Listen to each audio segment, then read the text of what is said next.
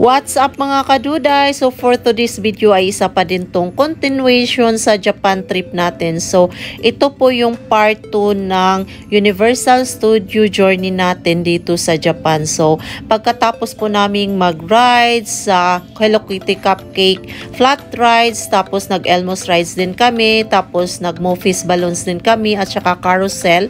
So dahil malapit lang po dito yung Hello Kitty house, so pinuntahan na din namin kasi may certain time lang pong lumalabas po yung Hello Kitty mascot nila. So nakipag meet and greet din po si Erica sa Hello Kitty at mga bata din po. So sobrang saya po, natutuwa po yung mga bata. Lalong-lalo na po si Erica at siya lang po yung pinakamatangka dito at pinakamatanda siguro. So sobrang kilig po siya at syempre po nahiya pa siya nung una at dahil tuwang-tuwa siya, nagpapapicture na din siya. So pagkatapos po naming makipag-greet and meet kay Hello Kitty, so dumiretso na din po kami sa flying Snoopy rides po. So ito po yung una sana namin sasakyan noong first or part 1 na video. So dahil po kailangan po ng reservation dito, so time na po ng reservation namin 12 PM na po. So pumila na po kami at sumakay. So pagkatapos po naming mag-rides, dahil nagutom na po kami dahil 12 PM na po, so drive in na po kami dito sa Mel's po na restaurant. So isa po siyang mga burgers restaurant or fast food. So pumila na po kami. So sobrang laki po niya at ang dami pong counter. Ito yung in-order ko. No, wait. Ito kay Erica. Classic burger meal. This one's Ito kay WG. Classic cheeseburger meal. Sorry. No classic burger? No, classic burger. With Coke Zero and orange juice. At pagkatapos po namin mag-take ng order, so naa-amaze po kami pala yung mismong magbayad sa machine. So makikita lang yung billing mo, tapos ikaw na yung maglagay ng pera doon, tapos magbibigay na din ng change yung machine. So amazing po talaga siya. Kung high-tech na po yung UAE, mas high-tech din pala yung Japan. So pagkatapos po naming magbayad, pumunta na din po kami sa counter para po pick upin yung pagkain namin na in-order. So yan na po, ready na po yung order namin. So sobrang bilis lang, kahit mahaba po yung paila, sobrang bilis lang po yung serving kasi very accommodating po yung mga staff. Tapos meron din po silang mga disposable na mga cutleries at mga condiments po. Yan na guys, our food is ready. Let's eat. Open. Yan. Kainan na, gutom na kami. Here our food. Ready na.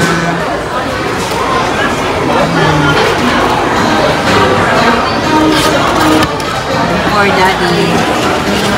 At pagkatapos po namin kumain, so lumabas na din po kami kasi madami pa po kaming lalakarin o puntahan. So sa may harap mismo ng Mel's drive-in, meron pong stage at may nagpe-perform din po para po maaliw po yung mga tao dito sa Universal Studio. So tingnan mo, si ate nag-i-enjoy lang po siya, sumasayaw lang po siya. Ini-enjoy lang po niya ang bawat journey niya dito sa Universal Studio.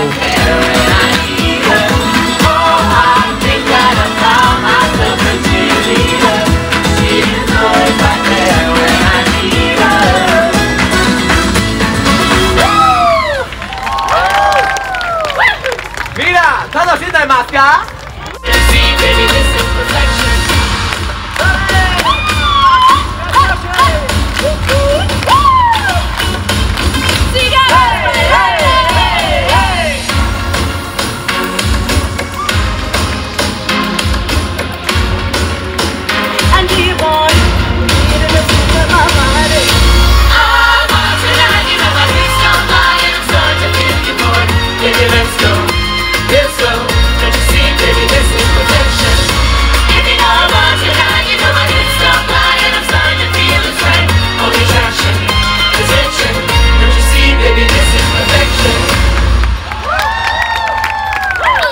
At pagkatapos po naming manood sa nag-perform, so dumiretso na din po kami at pumunta kami sa Harry Potter Castle.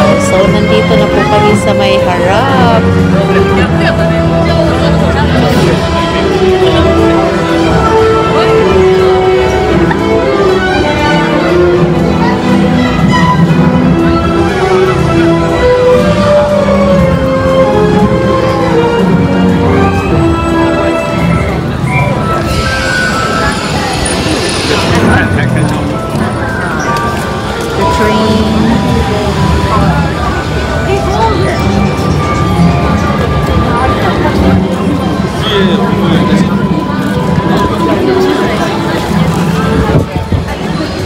gosh. Daddy, picture there, Daddy. Back off.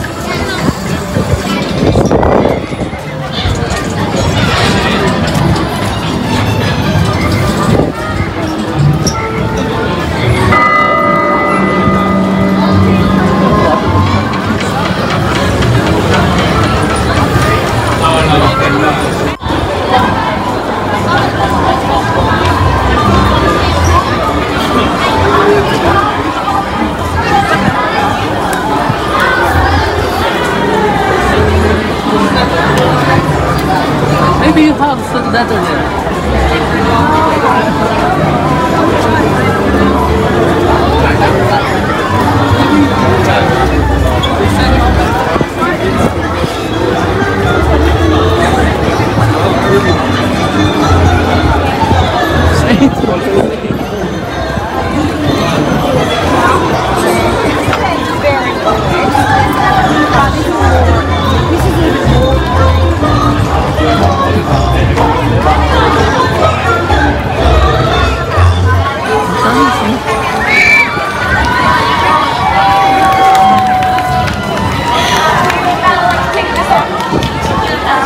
Meron din palang nagpe-perform ng mga Harry Potter cast dito kaso hindi na namin naabutan kasi tapos na po. May certain time lang po silang mag-perform.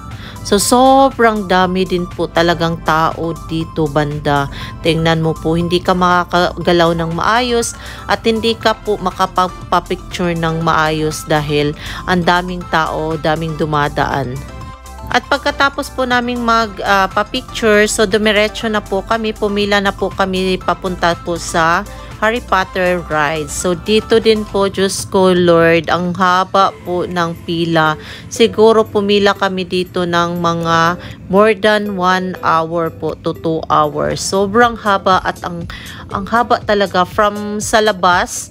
Tapos, akala namin sa loob, diretso na yung rides. Ang haba pa din pala ng pila doon sa loob. So, nakakapagod din pala. Talaga, kailangan mo lang talaga ng tiyaga at sipag na pumila para lang maka-rides ka. Pero, sobrang sulit naman po talaga yung rides dito. Hindi lang talaga kami nakapag-take ng video kasi bawal na bawal po. So, sinisita ka na po at saka delikado din po kasi magte-take ng video habang nasa rides ka.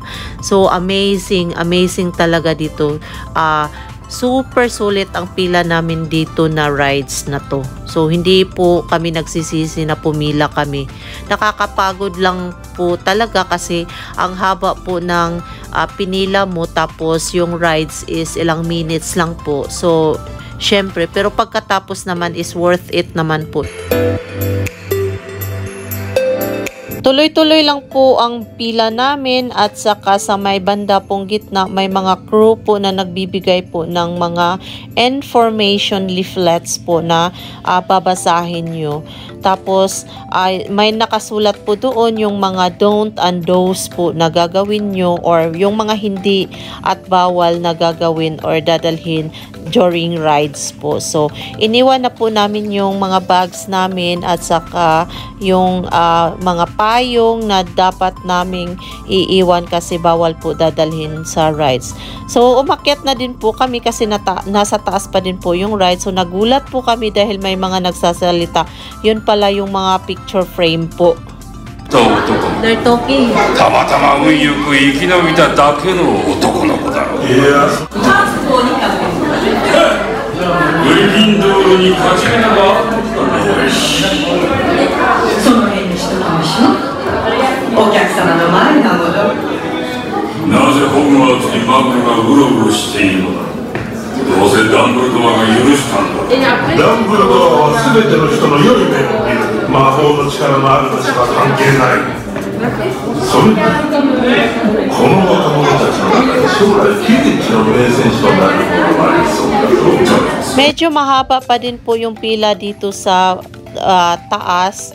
At dito din nagulat na naman kami kasi may nagsasalita na naman po yung picture frame.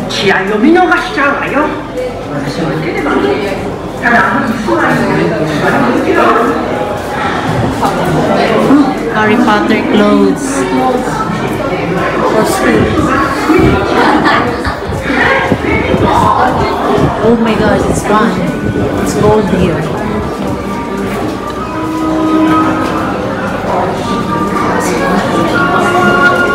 Tuloy-tuloy lang po yung pila namin at dito pumila po kami ng mga 1 hour to 2 hours po talaga sa haba ng pila from sa labas po hanggang dito sa taas. At nandito na po kami banda sa may rides. So, sobrang bilis po ng pangyayari. So, dapat po mabilis po yung galaw mo dito. Kasi yan po, tingnan mo yung mga nangyayari. At dito pinagbawalan na po akong mag-take ng video. Few moments later. Tapos na po kaming mag-rides. Tapos, bago ka po mag-exit, so may shop ka po na madadaanan. At yung mga displays po doon ay yun po yung mga Harry Potter's souvenirs po or collections.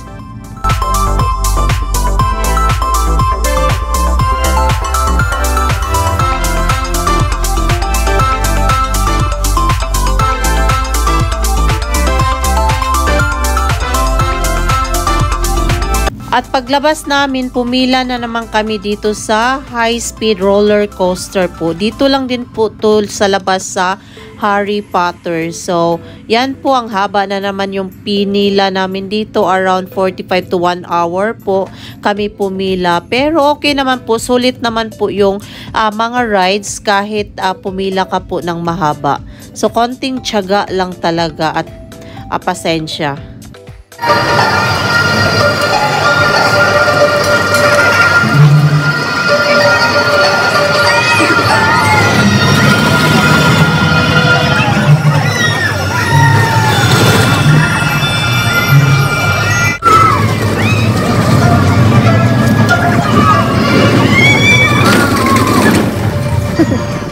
Tapos na kaming mag Harry Potter rides.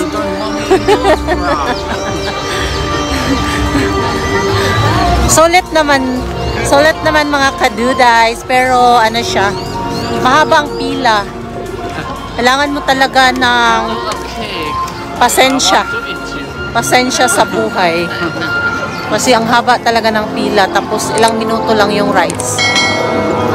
Pero sulit naman siya.